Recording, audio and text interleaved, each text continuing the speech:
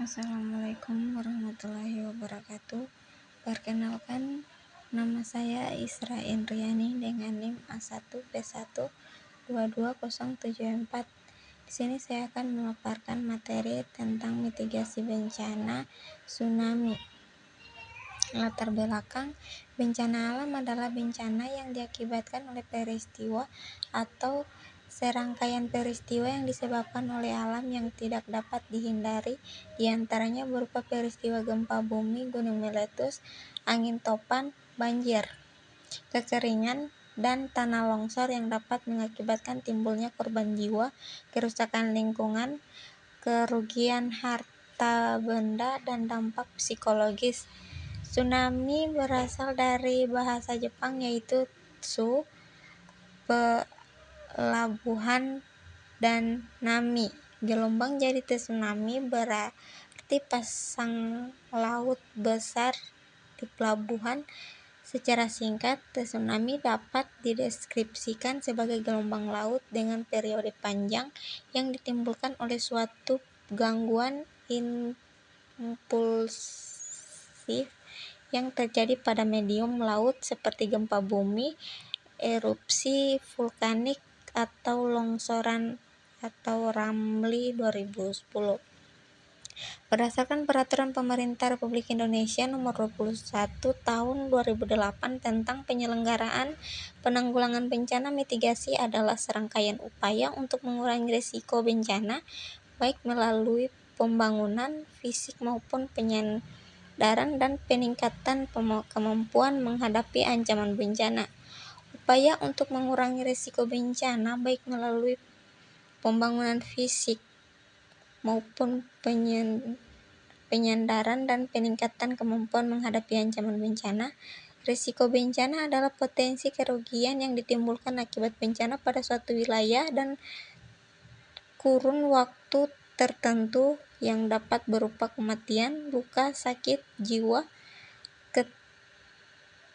terancam, hilangnya rasa aman, mengungsi, kerusakan atau kehilangan harta, dan gangguan kegiatan masyarakat. Mitigasi bencana merupakan bagian dari kegiatan pra-bencana yang merupakan upaya untuk mencegah atau mengurangi dampak yang ditimbulkan dari suatu bencana. Untuk itu, dalam pelaksanaan mitigasi bencana harus dilakukan secara terencana dan komprehensif.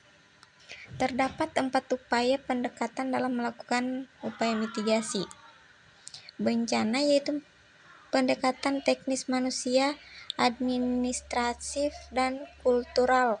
Adapun upaya mitigasi bencana tsunami terdapat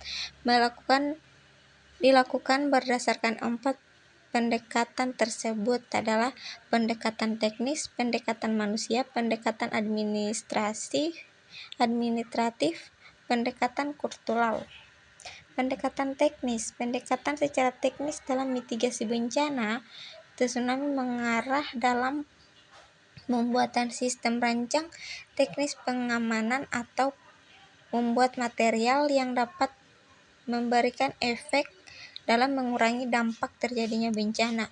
2. Pendekatan manusia. Hal ini dilakukan secara dapat membentuk pemahaman masyarakat untuk mengetahui dan dasar mengenai bencana tsunami, sehingga dapat pendekatan ini perilaku dan cara hidup manusia dapat diperbaiki. Misalnya, pemerintah ataupun lembaga dapat memerintah pendidikan kepada masyarakat tentang karakteristik dan pengenalan bahaya tsunami.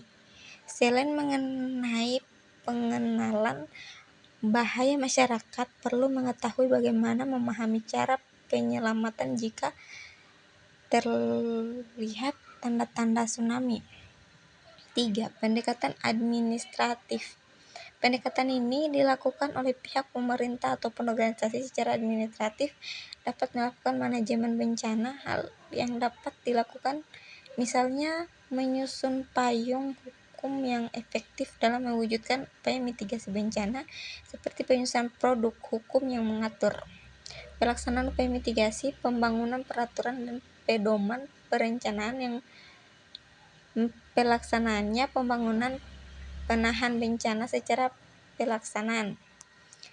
4. Pendekatan kultural. Masih banyak anggapan oleh masyarakat bahwa terjadinya bencana adalah takdir yang harus diterima. Dengan adanya anggapan ini tidak benar dan dapat membuat masyarakat melakukan tindak pencegahan dan penanggulangan yang sebenarnya dapat mereka lakukan. Baik, itu saja. Terima kasih.